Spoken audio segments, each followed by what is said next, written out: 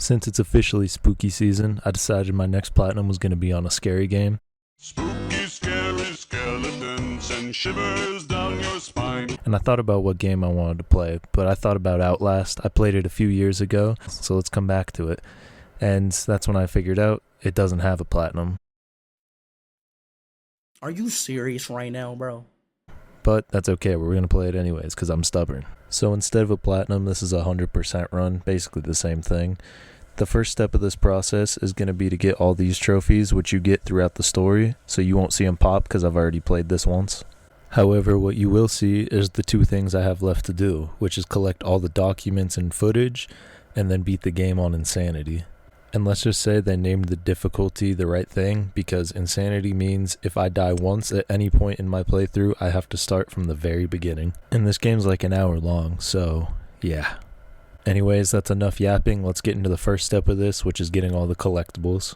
To keep it simple, the collectibles in this game are documents and notes. There's 31 of each. The documents are the little folders you'll see me pick up, and the notes are when I'm recording. You'll see a little camcorder in the bottom right. That means you got it. And I'm not going to spend too much time showing you all these because I want the main portion of this video to just be me doing the insane run. So I'll show you a few of the highlights. We saw this guy who ate one too many quesadillas. We recorded this guy pulling a ditty. Why did they add this? This guy who told us about today's sponsor, Raid Shat. No, I'm just kidding. We recorded this guy who started a fire, and we also got this trophy for collecting 15 recordings and documents. Speaking of fire, this guy got a 2-for-1 special with a recording and a document, and did this last recording to get the trophy for all the collectibles. Now for the part we've all been waiting for, beating the game without dying, and I'm also going to try to explain the story a little bit as we go. We play as Miles, a journalist who comes to investigate an insane asylum that he receives a suspicious email saying the company Murkoff has been doing some bad stuff. We end up entering the asylum through this window and ignoring this guard's advice to get out. Shortly after, we meet Chris Walker, who absolutely manhandles us, throws us off the edge, and makes us pass out. Eventually we wake up and we see Father Martin, who calls us his apostle, and then ends up shutting off all the power. Not cool, dude. Move this man! The game quickly lets us know that we can't fight back and we either have to run or hide, and I choose to do both and make a break to the basement so we can restore the power. I'm fast as fuck, boy. I don't think you have any idea how fast I really am. I'm fast as fuck, boy. Once we're in the basement, we are not safe because there's a variant walking around, which is a failed test subject who is trying to kill us, but we need to focus on hitting 3 switches in order to restore the power. After hitting the first switch, I quickly make a break to the second switch, and shortly after turning that on, I hide under the bed because the variant is on our tail, as you can see. Once he leaves, we make a break to the third and final switch, and then hide in a locker until it's safe to go. After some careful maneuvering, we end up restoring the power, and we can head back up to the security room. But unfortunately for me, I end up getting sedated by Dr. Martin almost immediately, and when we wake up in his old cell. We follow the blood path, finding ourselves further down in the asylum. Shortly after, we come to this security room, mess with this guard, rage bait him, run away, and then hide.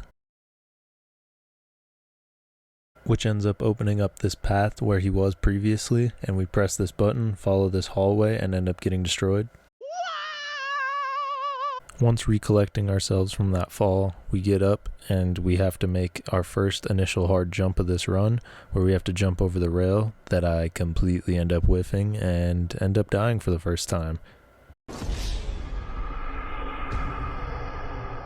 On our second attempt, we quickly got back to this same spot, and I decided to make the adjustment and stop being greedy and just use the night vision so I could easily see where I was going and jump over, which ended up leading us to the sewers. Once in the sewers, we need to drain the water blocking us from the next section by turning 2 valves, and after turning this first one, we start corner camping so we don't end up getting spotted and killed. Open the door. Open the door. Open the door. After running away from Chris, we make our way to the second valve to drain the water.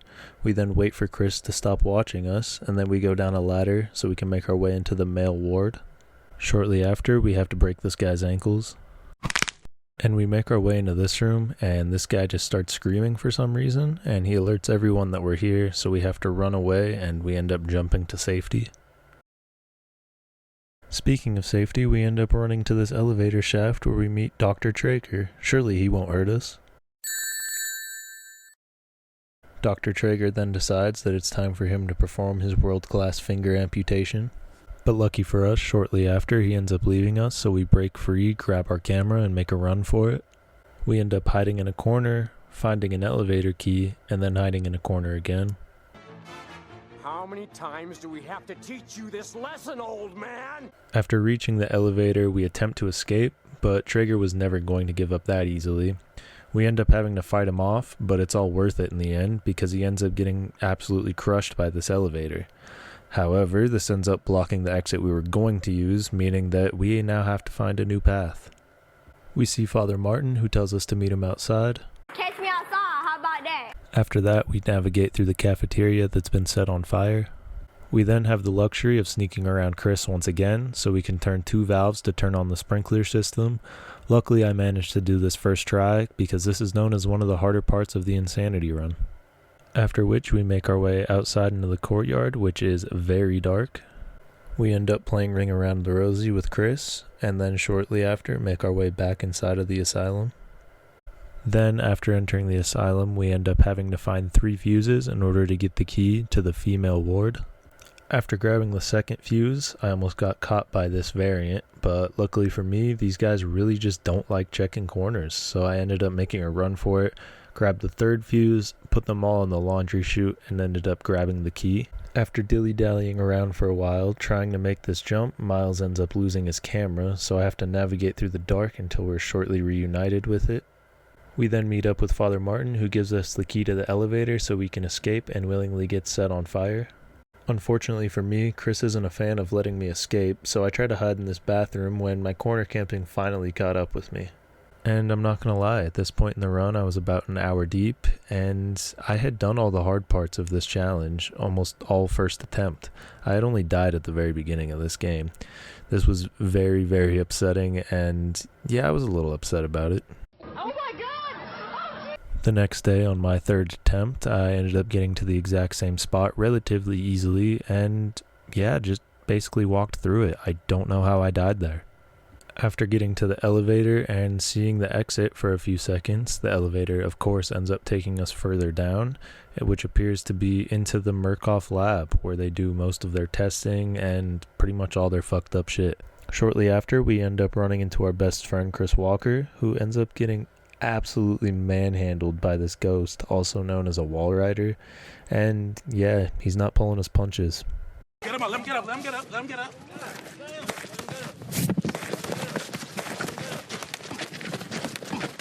Fight back, nigga! Fight back, nigga!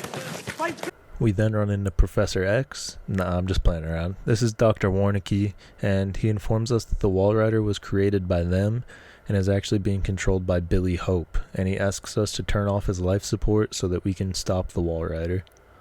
Billy Ryder, aka the Wall Rider, decides that he's not a big fan of this plan and decides he's going to try to stop us. We end up getting to his life support and shutting it down, and we get into one last battle with the Wall Rider, but luckily I have plot armor and survive, just to be gunned down by these guys. And it's implied that Miles ends up surviving this because he actually has become the Wall Rider and kills everyone. And we get our trophy for beating the game on Insane Mode, which gives us our 100%. And we kind of get a platinum. Here, I'm going to make a fake platinum, that way it feels better. If you guys enjoyed this video, please leave a like and subscribe, and let me know what you want to see next. I'm going to try to get one more scary game out before the end of October, so look forward to that.